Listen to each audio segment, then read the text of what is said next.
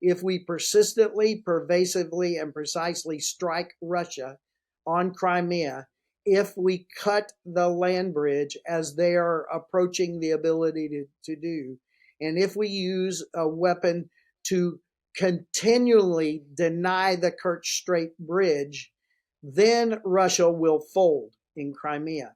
Hello and welcome to Frontline on TimesRadio. Today we are discussing the situation in Ukraine with General Philip Breedlove, highly decorated 4-star general who served for 39 years. He was Commander, US European Command and Supreme Allied Commander Europe from 2013 to 2016.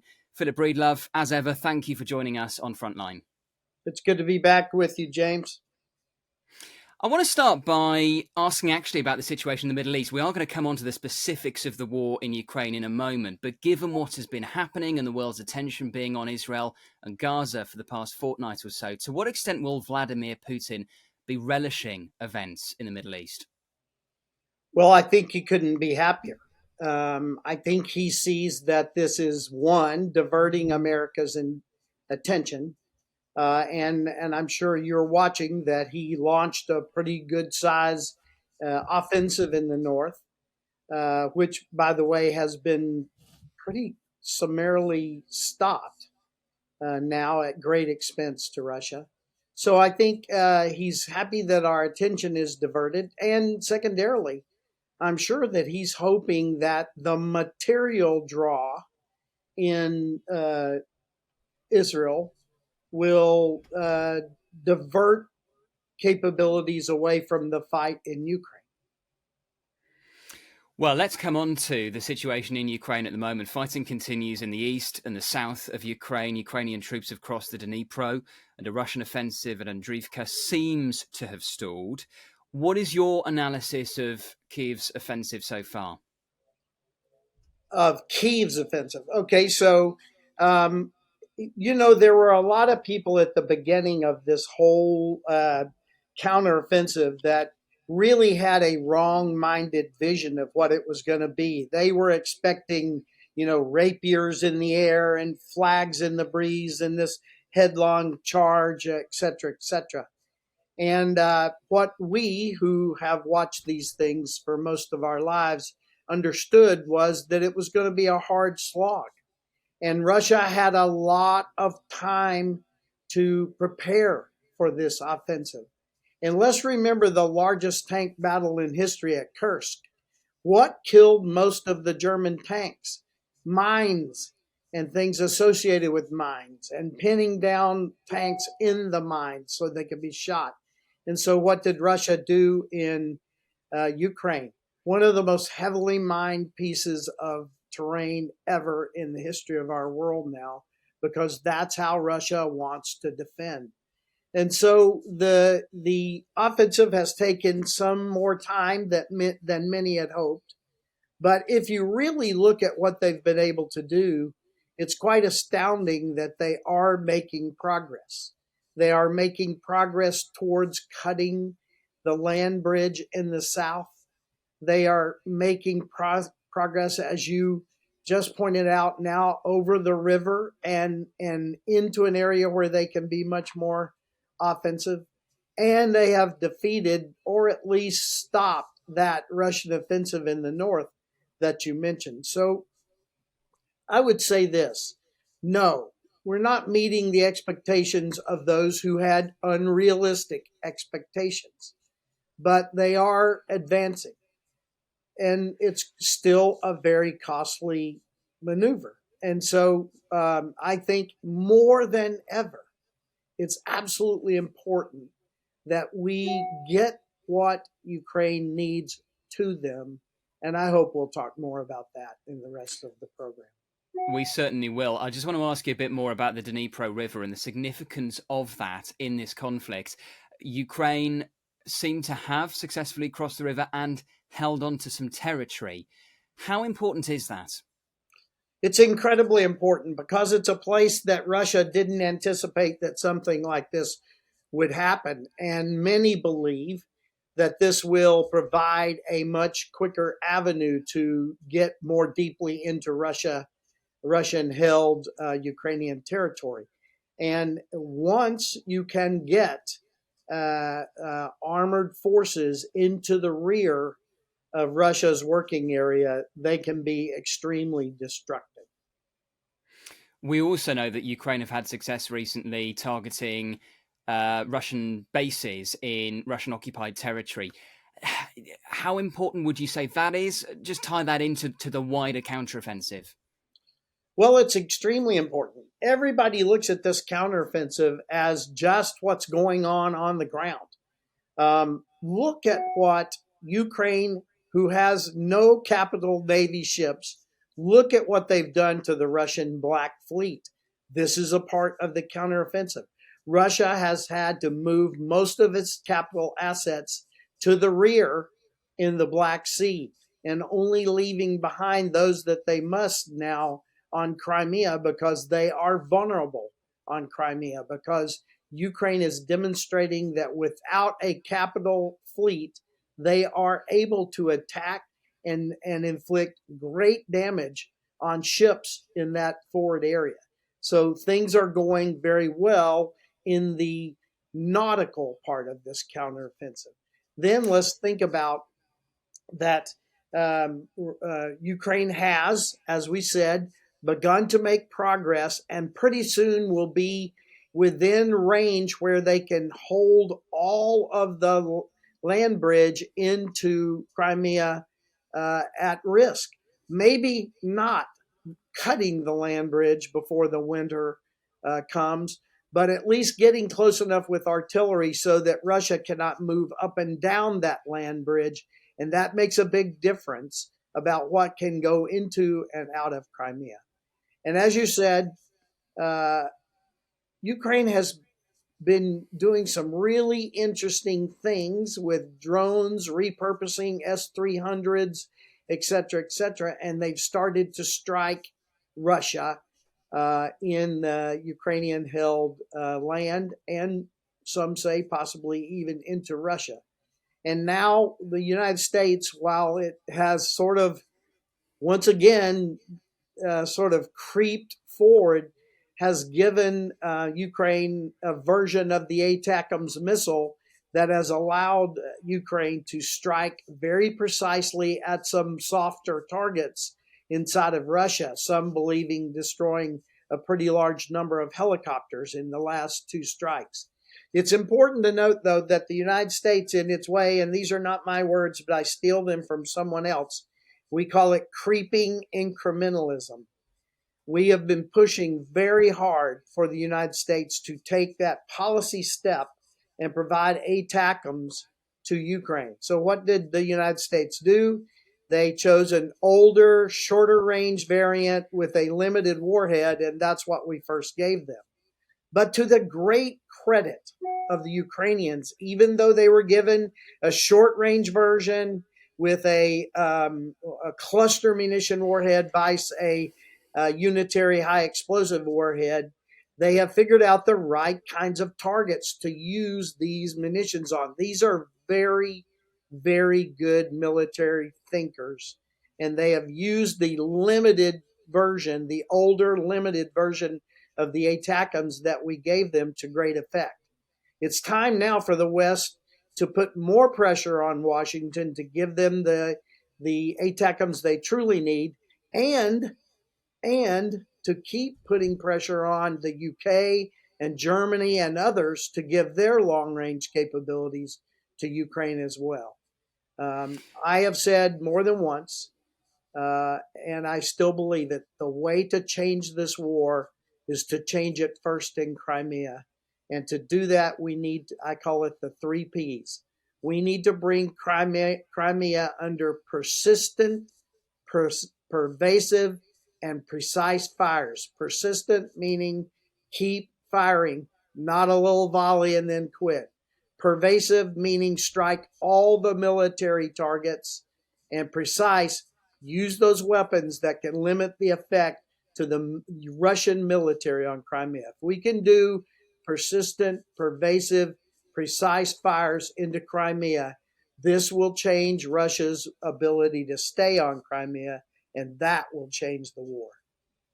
It seems, though, as if Joe Biden's in complicated position politically in terms of being able to continue providing the munition support that Ukraine needs. And what did you make of his comments last week in that State of the Nation address when he was speaking directly to the American people after his visit to the Middle East, in which he tied the situation in Israel and Gaza almost to Ukraine and said it's as important that we defeat Hamas as it is that we defeat Putin, and we need to back both Israel and Ukraine? So I do like the way he's approaching this. I have said more than once, and others around me have said the same, that our policy towards Taiwan, our policy towards Iran, and now you can lump our policy towards Hamas, is being written every day in Ukraine.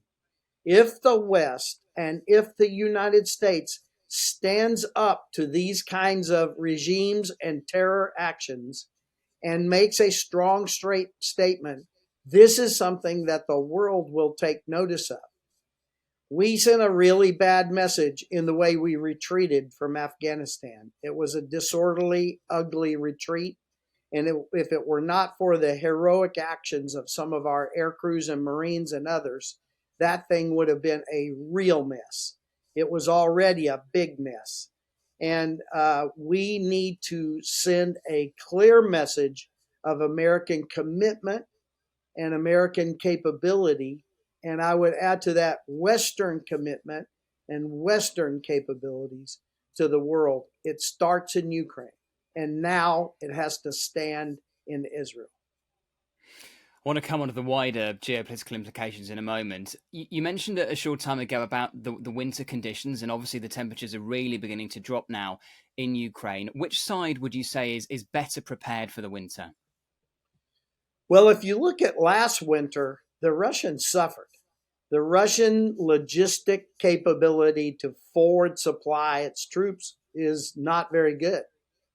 And even Ukraine on its home soil has to work hard to get it right. But what happens is Ukraine families and towns in the forward areas pitch in and are helping take care of their troops.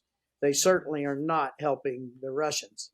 And so I would say that in that winter will take a larger toll on Russia than it will Ukraine. And can Russia afford for this to become an increasingly lengthy war? The Ministry of Defence in the UK gave an update recently on the costs of this war for Vladimir Putin's regime. Can they afford to keep this going for years, potentially? Well, I'm going to speak out both sides of my mouth. I don't believe they can afford it, nor do I believe the rest of the world can afford it. But I think that people call Mr. Putin's regime an autocratic regime. I like to refer to it as a kleptocratic regime. A kleptocratic regime with the authorities that it can bring and the way it controls the press and other things and the way it controls what is fed to the Russian people as far as information can probably keep after this for a long time. Mr. Putin doesn't care about the suffering of Russians. He says all the time they can suffer. And if you look at some of the things, some of the actions he's taken in this war, where he's drawing most of his recruits from. Just before the war really kicked off, they closed a lot of hospitals east of the Urals.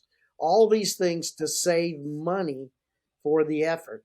And I am worried that a kleptocratic regime like Mr. Putin's can go for some time.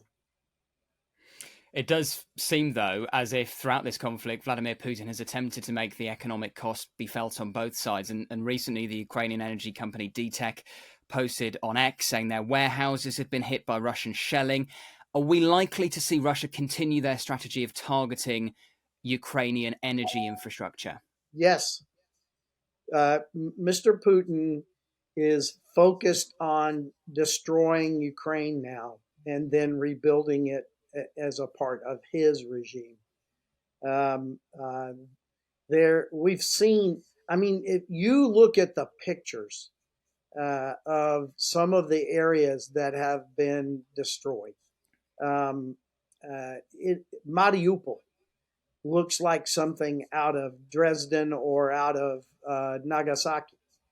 This is wanton destruction of a nation's capabilities, and it is. I think it's Mr. Putin's way of war. I want to talk about Iran in a moment and also North Korea. But in terms of regional relations with countries in Eastern Europe, we've had some significant developments recently in terms of elections in Slovakia and also Poland. Vladimir Putin has issued a warning to Latvia over the deportation of Russians. How would you sum up relations with the countries in Eastern Europe at the moment, General? Well, I think that it's more good than it is bad. The countries of Eastern Europe, some of them have had to win their independence from Russia twice. Twice they've had to win their independence from Russia. They are not confused about who and what Russia is. Poland is not confused about who and what Russia is. Now, clearly, we have some dissenters in the group. Mr. Orban continues to be problematic in the way he likes to affiliate. This is something that NATO will have to deal with, excuse me. And I think that NATO will be capable of doing this. I saw during my time as the SACEUR the leaders of 5 of the biggest nations of NATO pull aside an individual at a NATO summit and work out, let's just use those words, they worked out the issues with this individual on the floor of the summit meeting, and then it was resolved. And so NATO has a way of dealing with these kinds of problems, and I believe that NATO will need some time and some effort, but I'm confident NATO will work its way through these kinds of problems. And it was interesting recently, Sweden suggesting, according to reports, that they will be providing Saab fighter jets to Ukraine once they're fully integrated into NATO. Oh, I absolutely applaud that. I think that anybody that's going to bring this kind of capability to Ukraine, Ukraine will welcome it. Ukraine needs an air force that can defend its sovereign airspace into the future. And it doesn't have to be one fighter jet. I mean, and everybody knows I flew the F-16. I think it's a magnificent aircraft, and the latter versions and the upgraded versions that Ukraine are going to get are still extremely capable, and they will be well into the future. But this is all about the future. Very little of this is going to affect the fight this year, and some of it may yet not even affect next year. You mentioned earlier on the ATACMS missiles and the fact that they're shorter range ones that Ukraine have been using quite effectively, but obviously with the shorter range, there are limitations. What munitions do they really need now? So you would have to agree with my way of thinking about Ukraine. And I would offer that Ben Hodges and others, we all feel the same way. And that is the key terrain now is Crimea. If Russia remains on Crimea and uses Crimea as a launching place for military power, they will continue to dominate the northern Black Sea. If Russia dominates the northern Black Sea and is able to dominate the flow in and out of Odessa, we will not get the investment and the business follow-on that's going to be required to rebuild Ukraine after this is over. People are going to have to see rule of law and a secure situation before they invest heavily in Ukraine. And we need world investment in Ukraine. And so we have to eliminate the Russians' ability to dominate the southern shores and all the ports of Ukraine via their existence on Ukrainian peninsula of Crimea. And so I believe that we need to bring Crimea at risk for the Russians immediately. And I'll go back and take this opportunity to review my 3 Ps one more time. Persistent, strike, and continue to strike. pervasive, strike all military targets, and precise. We don't want to enrage those on Crimea who are being held at gunpoint now. We want to support the people of Crimea, and we want to precisely attack Russian targets. If we persistently, pervasively, and precisely strike Russia on Crimea, if we cut the land bridge as they are approaching the ability to do, and if we use a weapon to continually deny the Kerch Strait Bridge, then Russia will fold in Crimea. And the ATACMS, long-range ATACMS with the high explosive unitary warhead would be my first step in being able to strike. Again, the Germans, the Brits, and others have really excellent long-range strike weapons as well.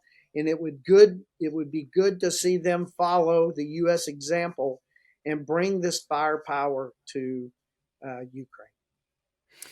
Just on Russia, of course, they have made attempts to push back against Ukraine's counteroffensive, first at Kherson, also Andrivka as well. Do you see them making any progress, or do you think those attempts to push back by the Russians have been largely unsuccessful? Well, if you're reading the same reports I'm reading, I do not use U.S. intelligence anymore, because then I couldn't talk to people like you. So I read some of the same reports you're reading that come from our sources in the field and sources to organizations like Jamestown and others who follow this based on primary reporting from the ground. If you believe those reports, and I do, it appears that Ukraine has turned back Andrivka, and that offensive has stalled for the Russians and has been a huge place of loss of Russian manpower in that offensive. In the south, it's mixed. Right along the attack now, which is moving into towards the land bridge, things are going okay for Ukraine, and they are making headway. And now, of course, the big news is if they can begin to truly put firepower across the bridgehead that they have established across the Dnieper River, that will be a major plus for them. I want to ask you, General, about Iran, because we understand Sergei Lavrov, Russia's foreign minister, is due in Tehran this week for discussions. Also, given the situation in the Middle East, how worried are you about what appears to be a Russian-Iran alliance strengthening? Well, listen, Mr. Putin is out there trying to gather all the nations that are anti-West and specifically anti-U.S. You see him all the time trying to show to the world that he's holding hands with China, he's holding hands with Iran. We see cooperation now with North Korea. Putin wants the world to see that he is building a coalition of anti-Western, more specifically anti-U.S. opponents. And so this is a problem. And Iran already, we all recognize it as the number one sponsor of terrorism, state sponsor of terrorism in the world. Their proxies, Hamas, Hezbollah, are running the show now in Israel as far as these attacks. And Mr. Putin wants them to continue. You and I talked at the top of your show about how this distracts the world and certainly the U.S. and some press out there from what's going on in Ukraine. And I think that that's good for Mr. Putin. He desperately wants to change the narrative of Russia is beginning to back up in Ukraine. That narrative is destructive for him. He'll have to try to hide it from his own people in Russia, and to get people to begin to watch instead what Iran is doing in the Middle East is one way of taking their eyes off the problems he's having in Ukraine. And we've talked, General, about the munitions that Ukraine needs. Just thinking about the munitions that Russia needs. The RUSI think tank, the Royal United Services Institute in London, recently said it's seen satellite images that show munitions being sent from North Korea to Russia. How worried should we be about that? Well, worried is maybe not the right word. I think we need to begin planning for that. We need to adapt a policy and a operational tact to do what we can to disrupt that. Uh, you know, again, Mr. Putin is trying to establish this grouping of anti-Western thinking people, and we could either sit back and admire the problem and worry about it, or we could begin to take actions to stop it. And what are these munitions likely to be from North Korea? Well, I think they're going to be fairly low tech, and they're going to be the things that Russia uses the most. Remember, Russia has failed at what we would call modern maneuver warfare. They're fighting a very mining and artillery based attritional fight in Ukraine. And I think their primary tact now is to try to outlast the West. They have had poor success on the ground with their fighting forces. They've had great success with their disinformation campaign and their campaign to intimidate and to deter the West. I believe we are greatly deterred by Mr. Putin at this point in some of our policy options. And so they're going to fight those battles. Just finally, General, we began this conversation by talking about how Vladimir Putin will be relishing recent events in the Middle East. How important do you think it is that in the West we don't forget about Ukraine and that we keep it at the top of the agenda? We can't forget about Ukraine. We saw some incredible atrocities on October the 7th. We need to remember that in Ukraine, we have seen the adoption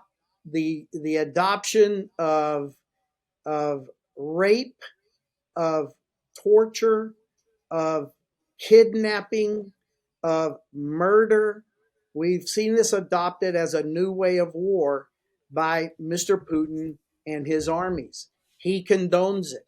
He's a war criminal. We need to take him to the Hague and make him face his war crimes. And we can't forget that the atrocities of October 7th were incredible, but we've seen almost all of this in Ukraine by Mr. Putin's forces at his behest.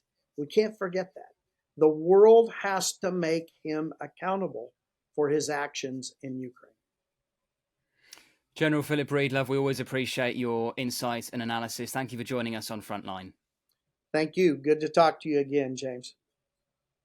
Thank you for watching this episode of Frontline for Times Radio. For more on the war in Ukraine, subscribe to the Times Radio YouTube channel. Listen to Times Radio on your digital radio, or you can read the Times online with your digital subscription or in print. Thank you and goodbye.